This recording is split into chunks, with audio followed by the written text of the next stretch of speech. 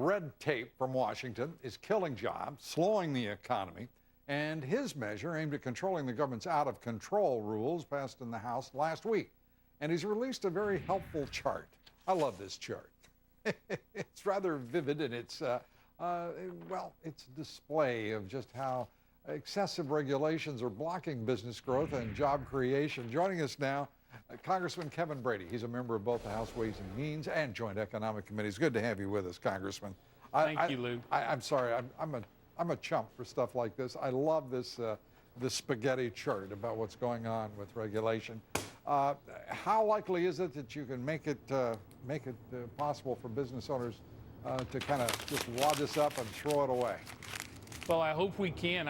We developed it because small businesses frankly of all size, just get frustrated trying to explain to lawmakers just the burden that lands on them every day. That chart is just just the tip of the iceberg, what a typical business has to deal with each and every day. What we hear, most polls show half of small businesses aren't hiring now because this red tape, the cost is very expensive. So enough's enough. Let's stop killing the economy with red tape.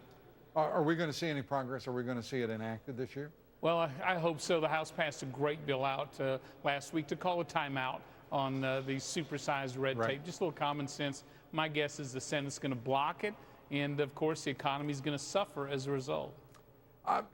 As we look at this economy and what's going on with this federal government, we just got word today that the leaders of the House and the Senate have agreed on a continuing resolution to get everybody from October through March of next year with a continuing resolution. Your reaction? Well, I think generally it's a good idea. Here's why. One, we are suffering through the worst recovery since World War II. It's just dead last. And so I think the brinkmanship of another potential government shutdown isn't good for the economy. But more importantly for conservatives, we want this out of the discussion on tax hikes. And secondly, we think we'll be in a better position come next March with the new president. We hope a new Senate to actually get our financial house in order. So we want to be in that position. What about the fiscal cliff, tax-mageddon, whatever you want to call it? What is looming that will not wait, as you well know, for a new Congress, a new president, if that indeed is the nation's future. A lot's going to be shaped by the elections and the economy at the time, but this is unprecedented. I think very damaging to the economy. Republicans are absolutely committed. In fact, this week we'll vote out a bill to not only stop those tax hikes now, but actually set a date for actually reforming this horrible tax code. My big worry is that some of the Senate Democrats are saying, let's walk off that cliff. Let's walk this economy off the cliff. That'll get us in a better bargaining position. I think that's awfully irresponsible.